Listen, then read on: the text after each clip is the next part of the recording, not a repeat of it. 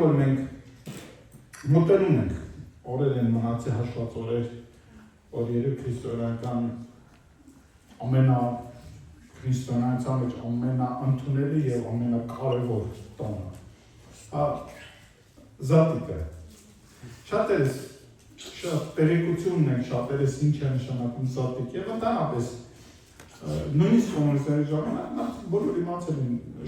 մեծ մասը, մանավանդ մայրաքաղաքում ապրողները եւ մեծ քաղաքներում ապրողները իմացել են ինչ է զատիկը։ Փոքր քաղաքներում, հեռու մայրաքաղաքից քաղաքներում օրինակ մենք այդքան էլ որտեղ մենք ենք բնակվել, այդքան էլ չենք հասկացել ինչ է զատիկը։ Բայց շատերը քաղաքներում, մեծ քաղաքներում բնակվողները հասկացել են ինչ է զատիկը եւ նույնիսկ տոնել են։ Այսինքն մինիմում ձու են ներկել։ Մինիմում ձվակռիվ են արել։ Թարխունով, լավաշով, պանիրով, այդ դա մինիմալ այս բաները բոլորը մեծամասնությունը իմացել են ինչ է։ Եվ այդ տոնը շուտով կլինի եւ կարծում եմ մենք էլի այդ ավանդական ինչ-որ մաս դեռ պահպանում ենք, սակայն դրանով չենք բավարարվում, չէ՞, որովհետեւ ճշմարտությունը ամեն ինչից ավելին է եւ բարձր է։ Եվ ես կընթերցեմ այսօր Հովհաննես 13-րդ գլուխ, որտեղ որ Հիսուսը եւ իր աշակերտները ունենում են ամենավերջին ընթրիքը։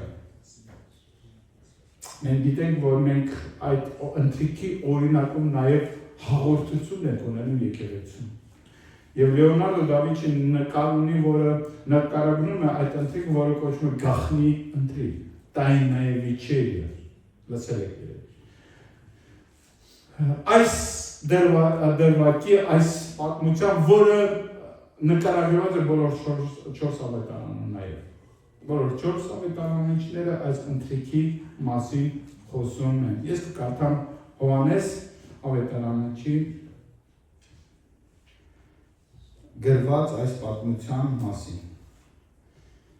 որը գրված է Հովհաննես 13-րդ գլուխ եւ առաջի խոսքից կընթերցեմ եւ կխորենք դրա մասին։ Ուրեմն գրված է հենց առաջի խոսքից. Հիսուսը զատկի տոնից առաջ իմանալով, որ հասել է իր ժամը այս աշխարհից հոր մոտ փոխադրվելու, մինչև վերջ ցույցվեց իր սերը նրանց հանդեպ,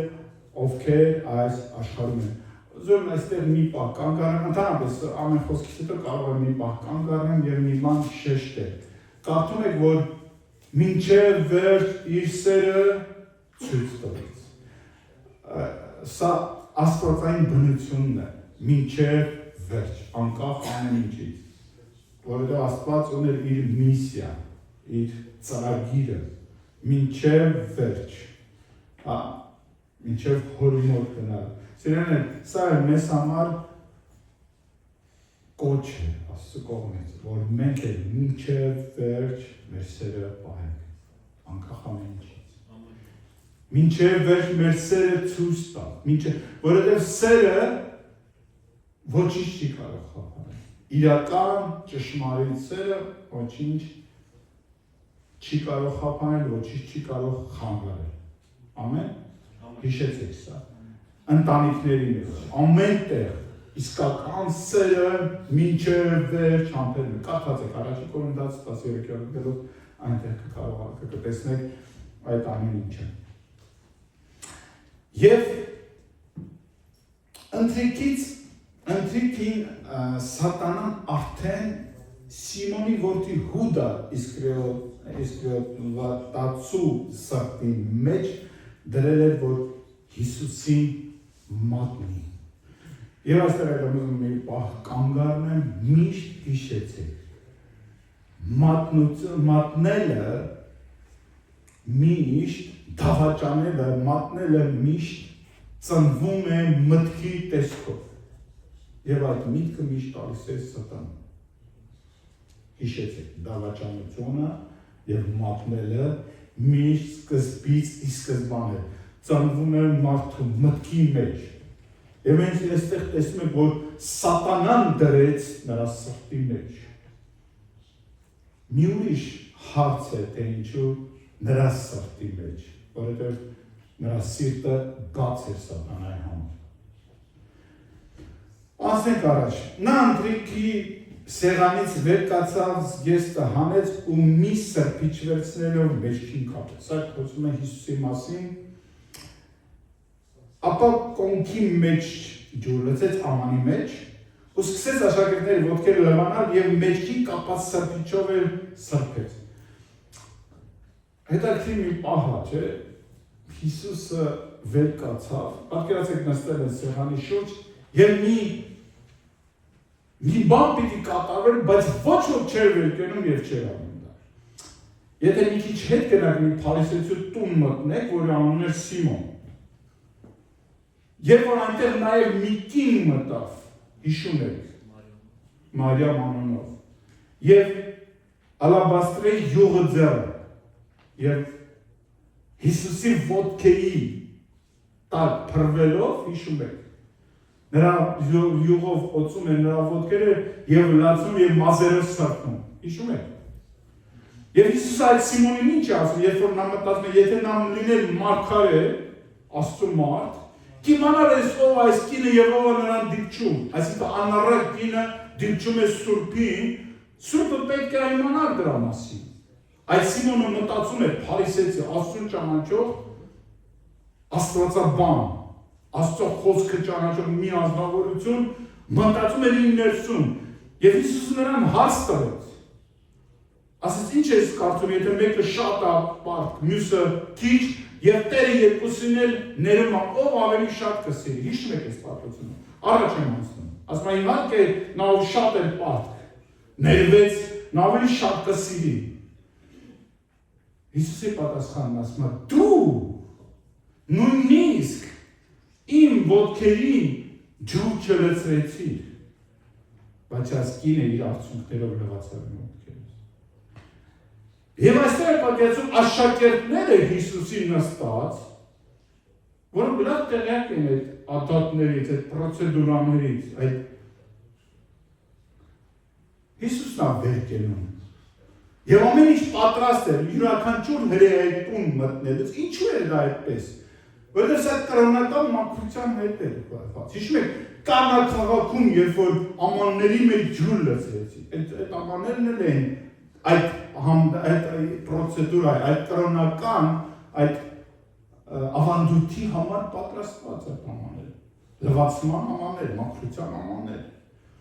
Այսօր, երբ որ գնաք ինչ-որ մսկիթի մոտ, եթե գնաք, կտեսնեք մսկիթների մոտ կամ հենց մուտքի մեջ այդպիսի ջրի բաներ կան, հնարավորություն կա, որտեղ մաքրելու նույն մուսուլմանները այդ պրոցեդուրան անում են։ Մաքրություն, նրանք իրաց ոտքերը լվանում են։ Կարող է ինչ-որ օդանավակայաններում նկատեք, որ ոտքերը բարձրացած լվանում են, տղամարդիկ, հիշում եք։ Այս նույն ադատները, այս նույն պրոցեդուրաները եղել են այստեղ։ Եվ յուրաքանչյուր տուն մտնելուց այդ սրբիչները եւ այդ ամանները միշտ եղել են եւ ջուրն է կողքը դրած։ Եվ Հիսուսը նստած, պատկերացրեք, սպասում է, որ ով պիտի դա անի։ Եվ սկսում է ինքը այդ գործը անել, հա, ինչ անում առաջ նայել։ Վերցում է սրբիչը եւ գոտեպնդում է այդ սրբիչը, հա։ Եվ սկսում է նա իր աշակերտների ոտքերը լվանալը։ Եվ Սիմոն Պետրոսին հասավ նա ասաց, այսինքն բոլոր աշակերտները ոտքերը հերթով լվանում են, հետը Սիմոն Պետրոսին է,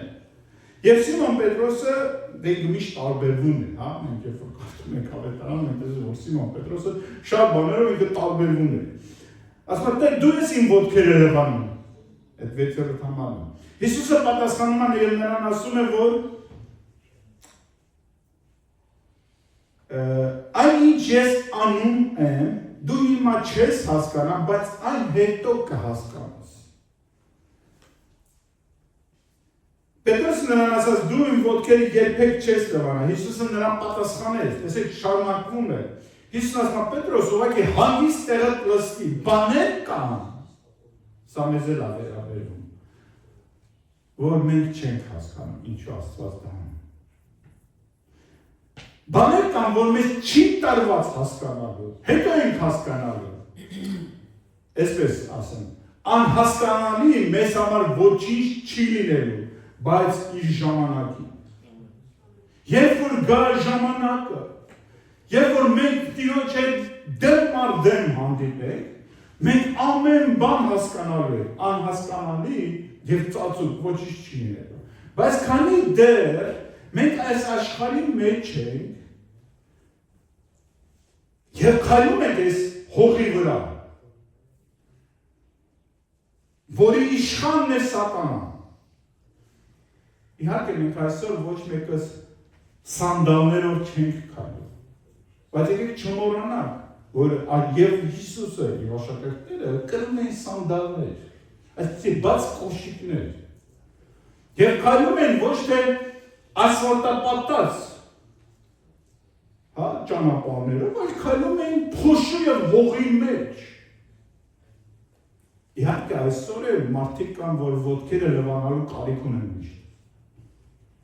թեկուզ եւ ժամանակակից կոշիկներ են կրում, բայց այն ժամանակ բոլորը կարիք ունեն ոտքերը լվանալու, ոչ թե նրա պատճառով, որ ոտքերից խոտ էր գալիս, այլ միշտ ոտքերը կեղտոտվում էին եւ քայլում էին այս աշխարհում։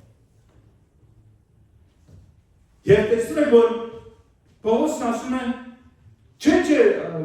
կներեք Պողոսը, Պետրոսը, ասում է, դու դին ոտքերս նանց, իսում ասում է, այո, ինչ որ ես հիմա անում եմ, դա դու չես հասկանում, մի նայիր դրան, որ ես որպես վարդապետ լևանում եմ իմ աշակերտի ոտքերը, դա այդպես մի դիտարկիր, դա դիտարկիր մի ուրիշ կողմից, որ ես չեմ հասկանում ինչ է կատարվում, բայց հավատքով ընդունում։ Եվ նորից նա երկրորդ անգամ կտրում, ասում է, դու իմ ոտքերը երբեք չես լվանա։ Հիսուսը առաջ սահման անում, ասում է, դու իմ ոտքերս երբեք չես լվանա։ Հիսուսը նրան պատասխան է ասես, եթե քեզ չլվանամ, ինձ հետ բաժին չես ունենա։ Սրանից հետո Պետրոսը միջիչ արթնանում է, ասում է, Տեր, ոչ միայն ոտքերս, այլ ձեռքերս ու գլուխս ևս լվացի։ Ուզում մի բանի վրա է ձեր ուշադրությունը դարձան։ Խոսքը գնում էր ոտքերի մասին։ Բայց երբ որ Պետրոսն ասում է, դու իմ ոտքերս երբեք չես լվանա, Հիսուսը ուրիշ պատասխան է տալիս։ Ասում է, եթե ես քեզ չլվանամ, չի ասում ոտքերս։ Ասում է, եթե ես քեզ չլվանամ, դու ինձ հետ բաժի չես ունենա։ Ուզում այս ամեն ինչ ընդգրկում եմ, որպեսզի հետագայում ես խոսեմ թեմայի մասին, որպեսզի հասկանաք։ Ուշադիր հիշեցեք այս խոսքերը։ Եվ Հիսուսը նրան ասում է, ով լվացվել է ամբողջովին մաքուր է, եւ կարիք չունի ոչինչի, բացի ոտքերը լվանալուց։ Սպասա, Հիսուս, մի րոպե, ոնց, եթե մաքուր է, եւ կարիք չունի, ինչու է բացի, հիշվեք չէ՞ որ բայց, սակայն, ոտքերը պետք է լվանալ, ինչու է այդպես։ Բայց ոտքերը լվանալուց դուք էլ մաքուր եք, բայց ոչ բոլորդ։ Նորից, հետաքրքիր է, չէ՞, իսկ ասում է, դուք արդեն մաքուր եք, եւ նա նկատի ունենեմ, որ իմ խոսքը արդեն ձեզ մաքրել եւ լվացել է։ Ամբողջությամբ, բայց դուք միշտ ոտքերը լվանալու կարիք ունեք։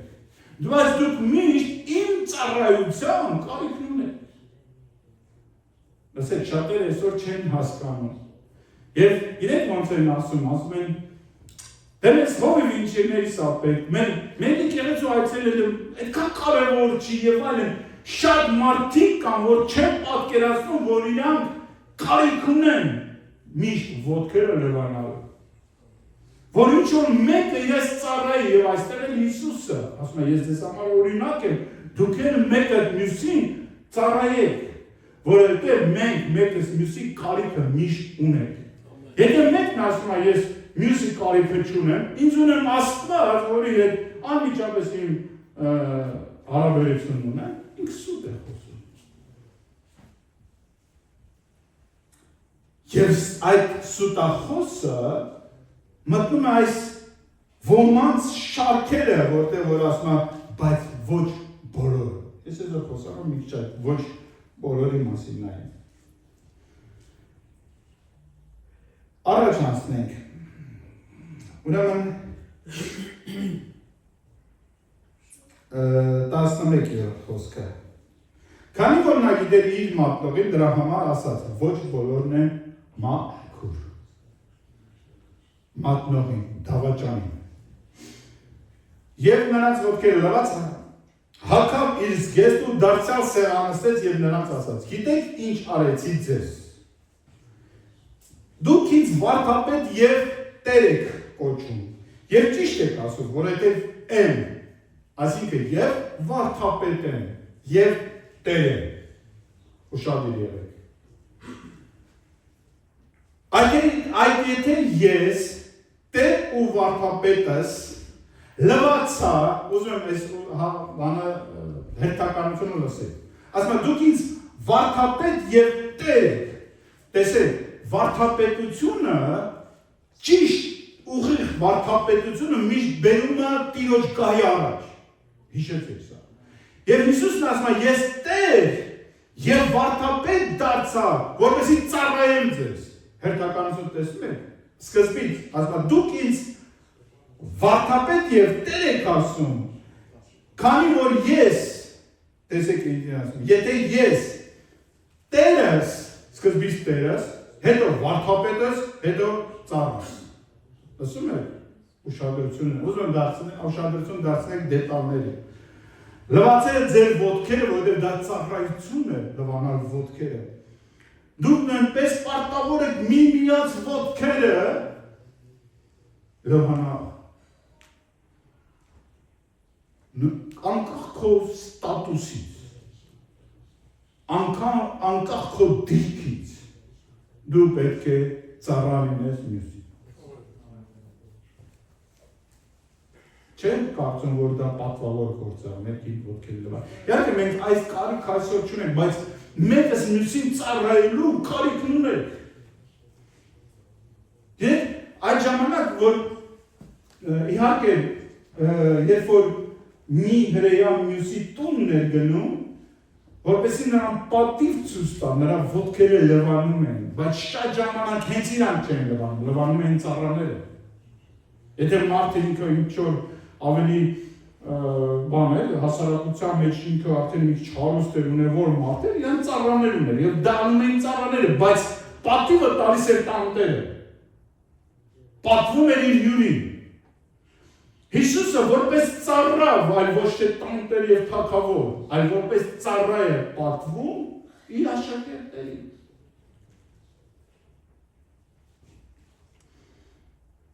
Ասում է, քանի որ ես ձեզ օրինակ ծառայեցի, որպեսզի ինչպես ես ձեզ արեցի, դուք էլ նույն կերպ անեք։ Ճշմարիտ եմ ասում ձեզ, ծառան ավելի մեծ չէ, ոչ մեկ չկարծի, որ Հիսուս ավելի է։ Ծառան ավելի մեծ չէ, քան իր տերը, ոչ էլ ուղարկվածն է ավելի մեծ, քան իրեն ուղարկողը։ Տեսնեք ինչ հերթականություն է տանում։ Ասում է, ծառան ավելի մեծ չէ, ծառան ավելի մեծ չէ, քան իր տերը, և ուղարկողը իր ուղարկողից։ Եթե այս բաները իմացաք, երանելի կլինեք, թե որ դրանք կատարեք։ Ձեր բոլորի համար չեմ ասում, այլ ես գիտեմ նրանց, որոնց ընտրել եմ, սակայն պետք է կատարվի գրվածը, որ ասում է, ով ինձ հետ հաց է ուտում, իմ դեմ դարձավ։ Ես ես այդ ասում եմ այն ժամանից մինչև դրա լինելը, որպեսզի երբ լինի հավատակ, որ ես եմ։ Ճշմարիտ ասում եմ ձեզ, որ ով ընդունում է նրան, ում ես ուղարկում եմ, ինձ է ընդունում, իսկ ով ինձ ընդունում է ինձ ուղարկողին։ Երբ Հիսուս այս բաները ասաց, հոգով խռովվեց, վկայեց ու ասաց, ճշմարիտ ասում եմ ձեզ, որ ձեզանից մեկը դավաճան է, ինձ մատնելու է։ Աշակերտները տարակուսանքով միմյանց էին նայում, թե ում մասին է ասում։ Եվ աշակերտներից մեկը Հիսուսին սիրում էր նրա կողմն նստած, թե սա Հովհաննեսի մասին է խոսում։ Ճիշտ ասած, նրանք գետնին կիսապարկած վիճակում են, եւ գրված է նրա գոգին, հա։ Այժմ նա հենվեց Հիսուսի կրծքին եւ նրան հարցրեց։ Ակրեր 24-րդ համարը Սիմոն Պետրոսը նրան նշան արեց, որ հարցրի, թե ում մասին է։ Ինքն Հովհաննես իրար հետ ավելի մտերիմ է, նամյոկով հասկացրեց, ասում է, հələ տիրոջից հարցրով, աչքով տվեց, կամ սեղան չկար, բայց որ իմանալը սեղանի տակով, որ դու հələ իմացի ում մասին ասում։ Այդ դավաճանը ով է։ Եվ գրված է, որ նա հարցրեց, հենվեց Հիսուսի կրծքին եւ հարցրեց, ասում է, ով է նա։ Հիսուսը պատասխանեց, նա է ում համար հացը կթրջեմ ու կտամ նրա։ Ուրիշ ավետարանում գրած է, ով իր մատները իր ամանի մեջ մտցրեց։ Կարդալ։ Այդ նա հացը թրջեց ու տվեց Սիմոն որդի Հուդայի Իսկարիովով տածուն։ Հացը վերցնելուց հետո Սատանան մտավ նրա մեջ։ Հիսուսը նրան ասաց, ինչ որ անել ես արագ։ Եվ սեղանին նստածները ոչ ոք չհասկացավ, ուզում եմ ես բառները ուշադրել լսեք, ոչ ոք չհասկացավ, թե ինչի համար այդ ասեց նրան։ Նորից, սեղանի վրա աշակերտները նորից գրված է, որ ոչինչ չհասկացան, ինչպես սկսեց։ Հիսուսն ասում է, այն ինչ որ Պետրոսին ասում է, այն ինչ որ հիմա անում է, դուք չեք հասկանալու։ Հիմա էլ կարծես թե ամեն ինչ պարզ է, չէ՞։ Պետրոսը, Հովհաննեսը արդեն Էներ ասաց իրանց ճանապարհներով, նամյոկներով, բանով ասաց հարցերով հարցրեց, բա ով ասեց, այն ով կարծես թե ամեն ինչ պարզ է, բայց նորից մենք տեսնում ենք, որ ոչինչ չհասկացա։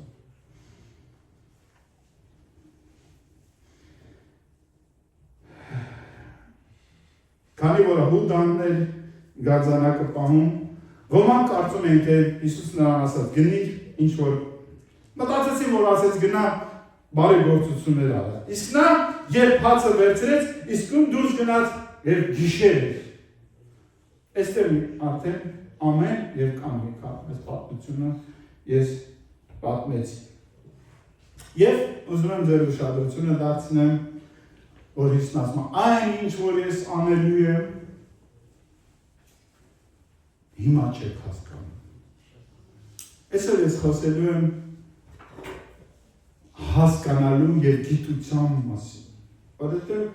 շատ ժամանակ մենք մտածում ենք, որ ամեն ինչ մենք հասկանում կամ պետք է որ հասկանանք։ Այսօր ես ուզում եմ ասեմ, որ ամեն ինչ որ մենք պետք է հասկանանք։ Շատ բաներ կա, որ պետք է վստահել ուղղակի։ Եվ այսօր խոսքը ես վերնագրել եմ այսպես, ապրելու է։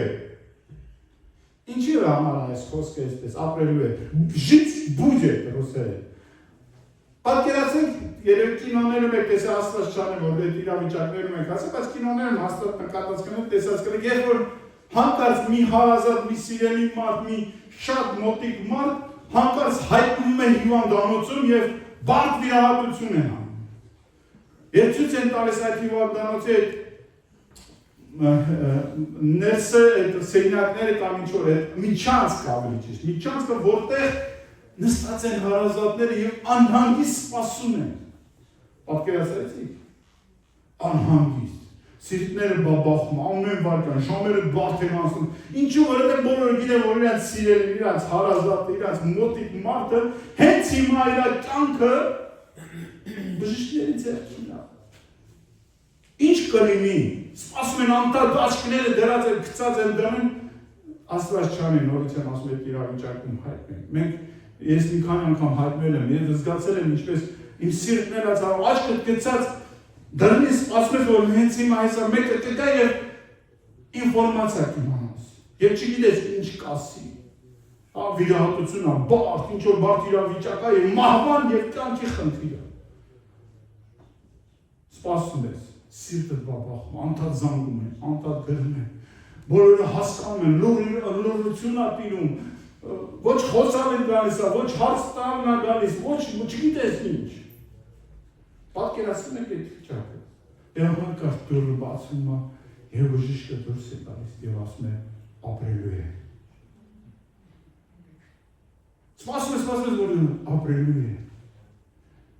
Ինչի՞ց է ասում ես բժիշկ, ասի ի՞նչն է, ինչ բան ոնց է, ասում է դե վիրահատությունը լավ անցավ։ Ամեն ինչ նորմալ է։ Ինքն էլ լավ ընդունեց։ Գիտեք, մենակ բժիշկից չի կախված, նաև հիվանդից է կախված։ Նրա օրգանիզմից, նրա, ինչպես նա ընդունում է այդ վիրահատությունը։ Նույնիսկ նրա մտքից, նրա ակնկալիքներից, նրա սպասելիքներից։ Գիտեք, որ հիվանդից շատ բան է կախված։ Բայց երբ որ մենք հարազատես լսում ենք, ասում ենք ապրելու է ուրախանում։ Ինչից է մեզ անվերցրել, որովհետև մի ֆիլմի մեջ ասում է այսպես, ասում է հայկական ֆիլմի մեջ, ասում է կրթված հիվանդը գլխացավանք է բժշկի համար։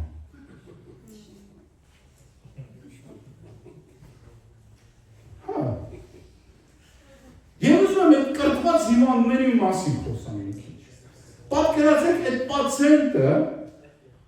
հիվանդը Պարկացա վիրահատության սեղանի, իրան պիտի վիրահատեն։ Դե սկզբից գալիս է բանը,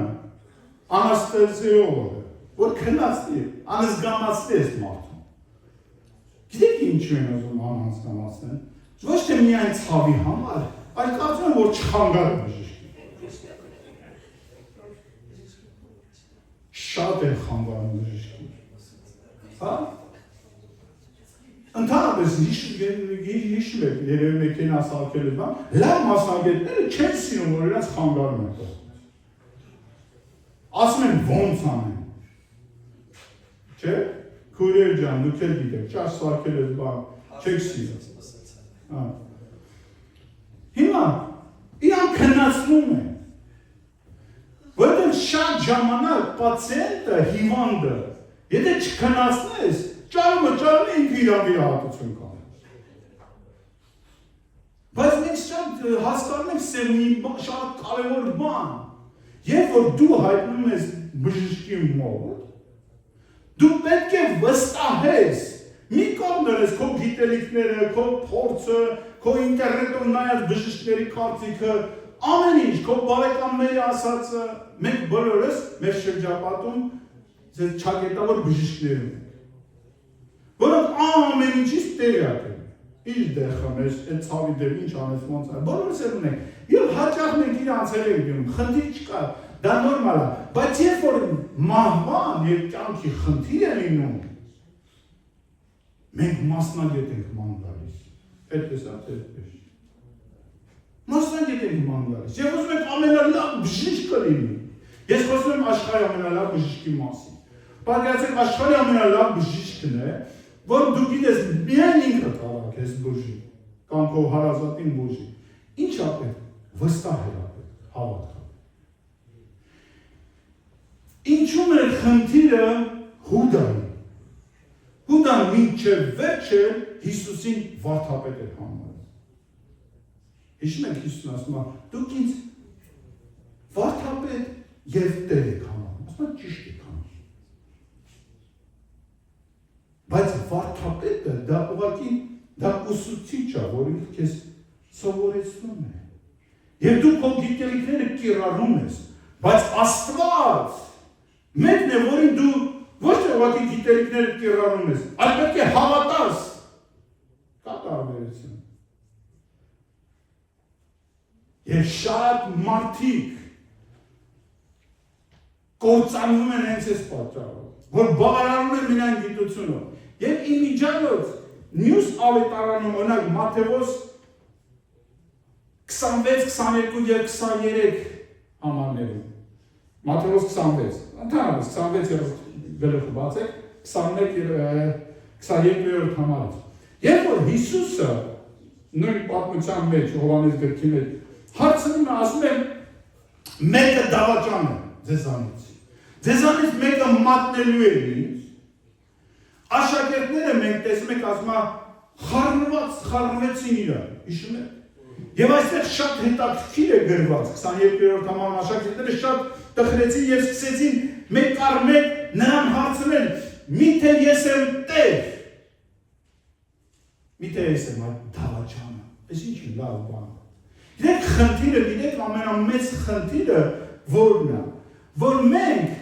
ոչ թե վստահում ենք բժշկին, որ նա մեր ախտորոշումը տա, այլ մենք ինքնաախտորոշում ենք անում։ Մենք ինքներս ենք մեզ դիագնոզները դնում, մենք ինքներս ենք մեզ գնահատականները տալիս, բայց տեսեք այստեղ, երբ որ աշակերտները հարց են տալիս Տիրոջը, ասում միթե ես եմ, իրանք վստահ չեն որ իրան, եւ հարցնում են ում, Տիրոջը։ Երբ որ դու քեզ ես հարցնում, դու քեզ ասես, չէ, դու սուրբ ես։ Բայց դու հարցը պիտի ուղղես Հիսուսին, Տիրոջ ասում են, Տեր, միթե ես եմ այդ մատնողը, միթե ես եմ այդ դավաճանը, շատ լավ հարց է, որ հաճախ մենք Հիսուսին տան։ Իսկ երբ որ Հուդան է հարցնում, տեսեք Մատթեոս 25-ում, Հուդան նրան մատնողը պատասխանեց ու ասաց, միթե ես եմ վարդապետ։ Եվ մենք տեսանք Հովհաննես գրքի մեջ ասում, եւ նա հեռացավ եւ գիշեր էր։ Ոչ թե միայն դրսում էր գիշեր, այլ ինքը նույնիսկ իր ներսում այդ խավարը կրում էր։ Որովհետեւ նա Հիսուսին համարում էր որպես վարդապետ։ Լսում եք տարբերությունը, Հիսուսն ում ձեր ուշադրությունը նորից գրավում։ Բոլոր աշակերտները հարցնում են Տիրոջ, ասում են, Տեր, միթե ես եմ այդ դավաճանը, Տեր։ Միգուցե նույնիսկ թույլ է տալիս, այո, կարող է եւ ես եմ, որովհետեւ այս աշխարհի վրա քայլում եմ իմ բոբիկ բաց կոշիկներով։ Եվ հաճախ կեղտոտում եմ իմ ոտքերս, եւ ես կարիք ունեմ, որ դու իմ ոտքերս լվանաս։ Ես քո կարիքը միշտ ունեմ, այստեղ հավատքն է աշխարհ։ Իսկ ով որ, հասկանում եք, իսկ ով որ ասում է վարդապետ, ասում է ես արդեն մաքուր եմ, իսկ կարիք չունեմ ոտքերը լվանալ։ Հասկանում եք, իմաստը։ Երբ որ գնում ես բժշկի մոտ, դու ես իրան ասում քեզ ոնց բուժի։ Իհարկե չեմ խոսում են բժիշկների մասին, ովքեր բիզնեսով են զբաղվում, ովքեր քեզ անկապ ինչ-որ ավելորդ բուժումներ են, ես խոսում եմ լավ բժշկի մասին, իսկական մասնագետ բժշկի մասին։ Երբ որ դու հայտնում ես պատկերացրու դու եկել ես նրա մոտ եւ դու ես նրան թելադրում, ասում ես լսին։ Այդպես չի, դու այս դերը սխալ ես նշանակել, այս դերը լավը չի, այս դերը նշանակել։ Գիտեք, որովհետև գիտություն ունես։ Բախի ես եկել բժշկի մոտ, հարց։ Հա? Ինչու եք եկել բժշկի մոտ։ Հետաքրքիր է, որ շատ իմացողներն ավելի հաճախ են գնում բժշկի մոտ։ Ավելի հաճախ։ Նրանք համ շատ գիտեն, համ ամեն ինչից տեղյակ են, համ դեղերից համ շատ բժշկի մոտ են գնում։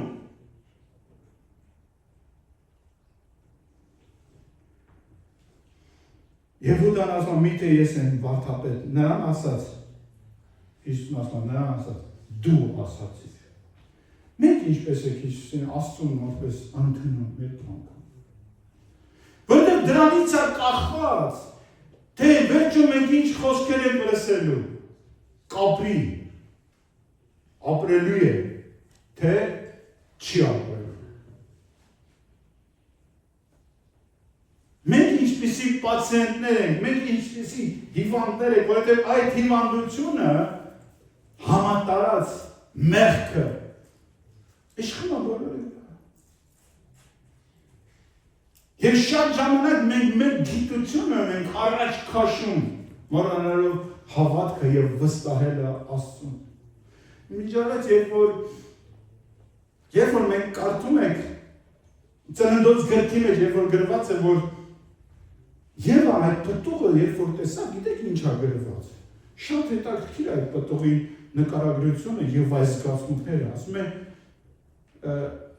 հիշում եք այնտեղ գրված է հաճելի է, հմայիչ է, ես ավելի ճիշտ։ Իր զգացմունքային է, հմայիչ է, իր զգացմունքները։ Մտածում եմ, Եվա ջան, ինչ խնդիր ունեի, ամբողջ դրախտը լիքն բազմաթիվ համով բաներով։ Ոչ սոված էր, ոչ ծարավ էր, ինչն էր խնդիրը։ Ինչու աչքդ գցեցին հենց այդ ալքերված պտուղի վրա, որովհետև հմայվեց, երեք երևի ինչ ագրված, և միայն այդ պտուղի մեջ ինքը որոշակի իշխանություն կունենար, ազնական։ Եվ մենք տեսնենք, հենց պտուղը կերավ ինքը իշխանություն ունեցավ և Ադամի վրա։ Եսայիան հմայեց այս իմաստով, այդ գիտությունը ստանալու համար նա գնաց ամեն ինչում, բայց երբ որ ինքը չտեր, պետք է վստահեին Աստծուն, Հիսուսին, և միշտ նրա կարիքն ունենային, և նրա պատվիրանի մեջ մնան։ Կա տարբերություն։ Շատ հետաքրքիր և լուրջ հարց է սա, սիրելիներ, որովհետև սրանից է կախված, թե ինչպես և ինչ կլսեք մեր անձնական վիրահատությամբ, հոգևոր վիրահատությամբ, որովհետև Հիսուսն ասում է, ես ամբողջովին ձեզ մաքրեցի, բայց ոտքերը լվանալու միշտ է դուք կարիք ունեք, միշտ տեղ է թողում, վստահելու, որովհետև հավատք այդպես է աշխատում, եթե ամբողջացին դուք լվացած եք, մաքուր եք, փրկված եք, այլ խնդիր չկա, այսօր ցավոք սրտի ամենաբտանգավոր վարդապետությունից մեկը դա է, որ դուք մաքրած եք, բավականական ես, ապաշխարությունից խնդիր չունես գնա, դա այդպես չի սիրել, մենք միշտ նրա կարիքն ունենք, նրա ծառայության, նրա եկեղեցու ծառայության, մեկս մյուսին ծառայելու կարիքը մենք միշտ ունենք, այսպես ասեմ, պարզ շատ կա, մեկս մյուսի կարիքը միշտ ունենք, միշտ, և նրանք ովքեր եկեղեցին արհամարում են, նրանք արհամարում են այդ բժշկին, ով պետք է բուժին։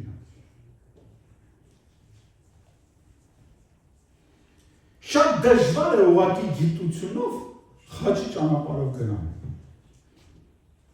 Եթե գիտեմ խաչի մասին, զատիկի մասին գիտեմ, որ նոր խոսում եմ։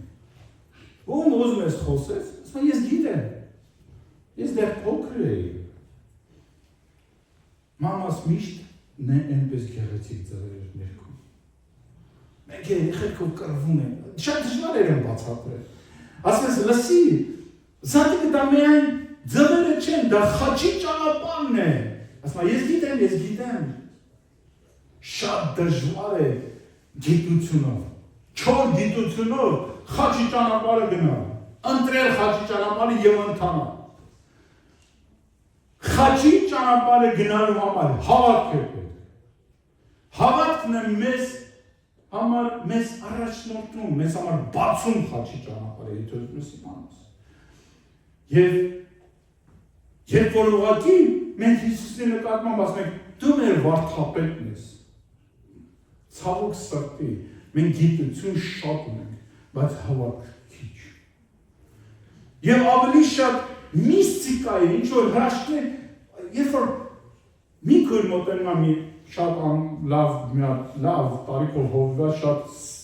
լավ եղբայրը անունը չեմ տա։ Մի քույր մոտենում ասում է, հովի ջան, աղոթին ինձ համար գլուխս ցավում է։ Եվ այսօր շատ լուրջ հովվալնում, իր օգնական ասում է, խնդրում եմ այդ մտրատ բեր։ Ես եղբայրը գնում, սաղ սպասում են, ակնկալում են, ինչ նոր մեթոդ է, որ մենք կիրառելով, որ մենք չգիտենք հրաշքը։ Բերում մամուկրատը տալիս այս եղբայրը, բոլորը շատ են նայում են։ Գրպանից մի հատ անալգին է անում, մի կոճակ կտում, տամ քույրիկին ասում է, խմիքը գլուխ կանցնում։ Հրաշք։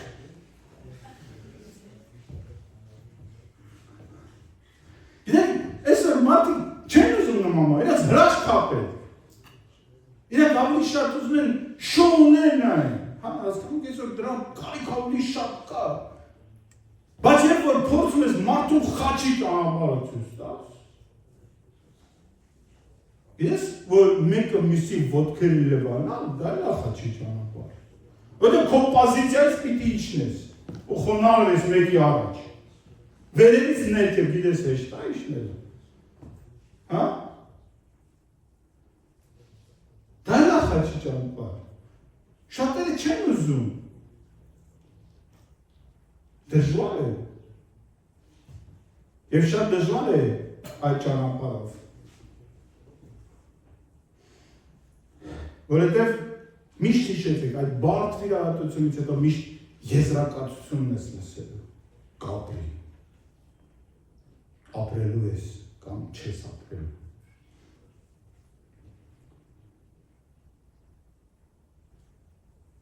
Ես մի քանի տեղ կկարդամ,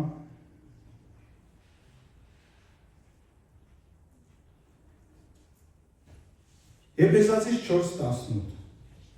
այս տգիտության մասին է գրված, ասում է հեթանոսներից մասին գրված է, նրանք խավար մտքով են ու Աստծու կյանքից օտարացված։ Այն տգիտության պատճառով, որ նրանց մեջ է իրենց սրտերի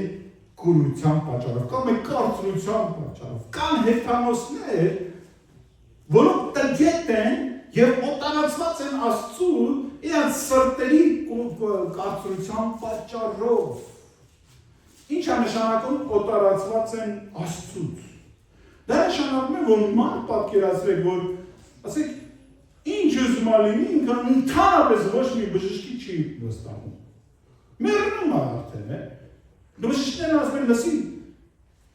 քեզ նույնիսկ ծխել չի կարելի, կամ այս բանը չի կարելի, քեզ պետք է այս ռեժիմը, այս դիետան պայս, դա չի կմեռնես։ Ինքը ոչ մեկ ինչ ասում, ինչ կլինի։ Դա սիրտը կարծրացած մարդ։ Իր սիրտը կարծրացած արդեն չի հավատում, ինքը և ոչ կյանքին է հավատում, ոչ մի բան, ինչ կլինի, ինքը ապրում է այսօրվա օր։ Բայց մենք հեթանոսներ չենք սիրելիներ։ Եվ միշտ այս բանը կա, որ շատ բաներ, որ մենք չենք հասկանում։ Հիշում եք, և նույնիսկ Հիսուսը, երբ որ իր աշակերտների շատ ժամանակ խոսում են, առակներով էր խոսում։ Ընդհանուր փարիսեցիներ, ժամանակ առ ժամանակ ոչ մեկը աշակերտներն չեն հասկանում, վերջում խնդրում են, որ մեկնաբանել մեզ։ Շատ բաներ Հիսուսը մեկնաբանում էր նրանց։ Եվ բացատրություն էր տալիս շատ պարզ, բայց կային ժամանակներ, օրինակ Ղուկաս 23:9 գրված է, և նրան բազում հարցեր էր տալիս, բայց նա ոչինչ չէր պատասխանում նրան։ Հարց, ինչու՞ չէ Հիսուսը պատասխանում։ Գրված է բազում հարցեր էր տալիս նրան։ Հա, Հերովդեսի առաջ Երուսաղեմում խաչի ճանապարհն էր։ Նրան բազում հարցեր էր տալիս, Հերովդեսը, հիշում եք, նրան հարցեր էր տալիս, գրված է, բայց նա չէր պատասխանում։ Պատասխան չուներ Հիսուսին տալու։ Կարծում եմ ուներ, բայց ինչի չէր ասում։ Որտեղ բաներ կան, որ հասկանալի չի մեզ համար։ Բաներ կան, որ մենք պիտի ուղղակի հավատանք։ Պետք չի դրա պատասխան իմանալ։ Ես միշտ կարծում եմ, որ շատ հետաքրքիր է, երբ որ մեկը մոտենում է ինձ, եւ մի հատ հարց է տալիս, որը ընդհանրապես ճիշտ ասած, ես էլ ճիշտ պատասխանը չգիտեմ, բայց երբեմն մի հատ բարդ հարց է, ասենք, որ պրինցիպի մեզ համար դա կարևոր չի դրա պատասխանը իմանալ։ Հա։ Մտածում ես, այս մարդը խի է հանուն գիտության ուղղակի եւ վերջ։ Իսկ մարդիկ էլ կան,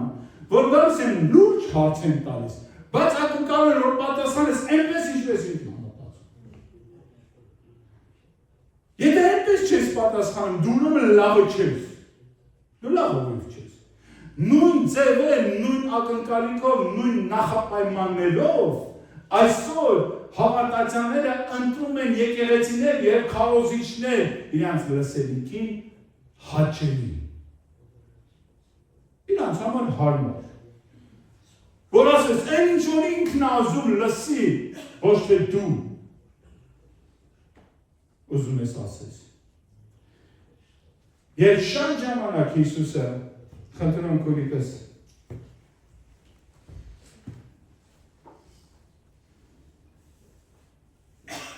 մենք կարդում ենք, որ խոսում է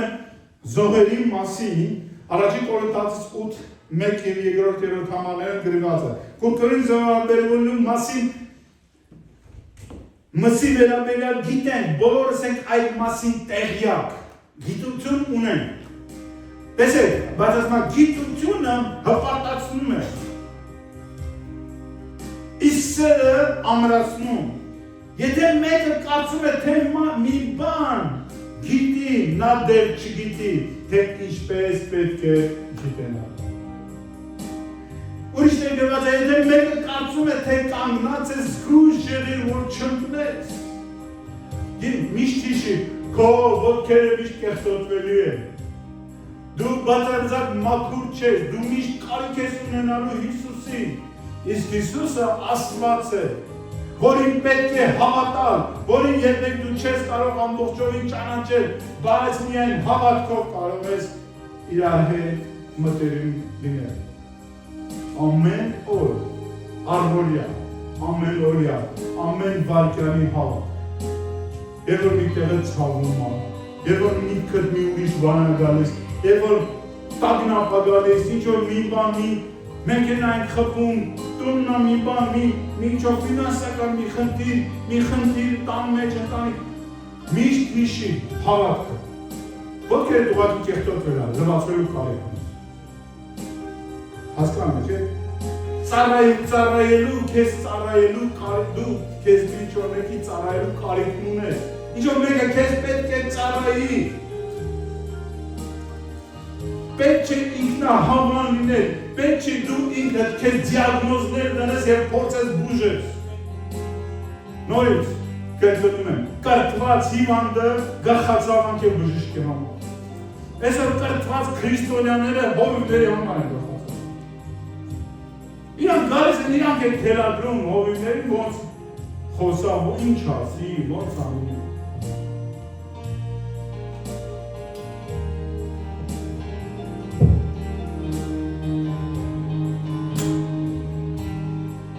Հիսուսն ասում է, դե շատ բան ունեմ ասելու, բայց Հովհաննես 16:15 դե շատ բան ունեմ ասելու, ձեզ ասելու, բայց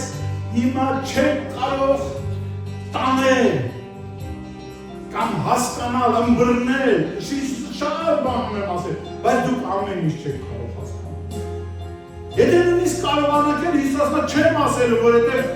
հավատքը պիտի միշտ լինի, իսկ հավատքը միշտ վստահել է։ Ես միշտ հավանում եմ, երբ որ Աբրահամը գնում էր Հովսեփ իրար հետ։ Սա նաև մեզ խորհուրդ է վստահել հորը։ Ասում է, պապ հենա, կրակը, հեսա փայտը, բազողն ուրա։ Ասում է, տղաս, ես զարմանում եմ, ասում է, տղաս, Աստված մի բան կանի։ Ես ու կշարակում է հոր հետ գնալ։ Ինքը հասկանում է, որ հայրը իրան չի զոհաբերել ինքնինա։ Ես կարծում եմ, ինքը գիտակցում էր ամբողջ, բայց վստահում էր։ Կամ է չգիտեր, չէր գիտակցում, բայց միևնույն էր վստահում։ Ես կարծում եմ այդպես, պրոստ ուղղակի վստահում էր։ Նույնպես էլ Աբրահամն էր վստահում իր Աստծուն։ Տեսնում եք, ամեն տեղ վստահել, հավատ, միշտ դրա կարիքը մենք ունենք վստահել, միշտ ոտքեր կեղտոտվել, սիրելի, միշտ, ինչ ուզում ես արա, քանի ես աշխարհի վրա քայլում ես, այս աշխարհի փոշին կապտելու քո ոտքերը։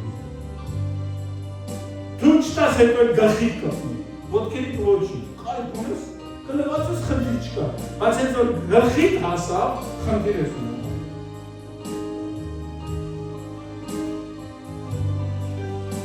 Շատ բաներ կան, որոնք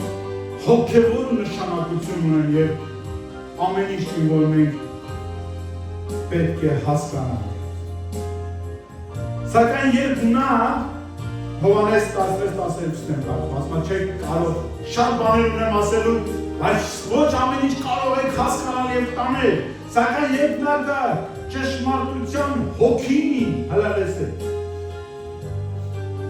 Ձեզ կառաջնորդի դեմքու է ամբողջ ճշմարտությունը, որովհետև ինքն իրենից չի խոսի, այլ կասի, ինչ որ լսի, և գալիք բաների մասին էլ կհայտնի ձեզ։ Հետաքրքիր է, որ Սուրբ Հոգու առաջնորդությունով, ինչպես դասականը կասել, step by step, քայլ առ քայլ, ասում է կտանի ձեզ և կբացի գալիք բաներներ, կհայտնի ձեզ։ Սա հոգևոր է, որտեղ որ միայն գործում է հավատքով, վստահելով, ուրիշ տեղ չի լինում։ Չես կարող գիտությունով։ Մարդը հետը խոսում ես, ինքը գիտությունով է խոսում քեզ հետ։ Պետք չի գիտությունով խոսել։ Գիտությունը հպարտեցնում է, հպարտացնում է։ Գիտությունը փակում է Սուրբ Հոգու ճանապարհը, գիտությունը քեզ արգելքներ է դնում քո հավատքին։ Լավ է, երբ որ գիտություն ունենալով, գիտությունը տանում է քեզ Տիրոջ գահի առաջ։ Լավ է։ Բայց երբ որ գիտությունը քեզ հեռացնում է քո հավատքից, դա վատ է։ Բայց Երանի ձեր աչքերին, որ տեսնում են և ձեր ականջներին, որ լսում են Տիրոջ ձայնը այսօր։ Եվ տեղ եք տալիս, որ Տիրոջ հոգին գործի մեր մեջ։ Եվ ասում եք, Տեր մեզ անաստազիա արա, Տեր մեզ մի պահ քննացրու, որ մենք չիմանանք անկել։ Եվ դու, որպես մասնագետ, ամենաուժեղ վիրահատող, ամենաուժեղ բժիշկ պրոֆեսորը, գործին մեզ հետ, վիրահատիր մեզ, և հայտներ ես ամբողջ աշխարհին ասի, նա կապրի։ Ամեն, ամեն կարող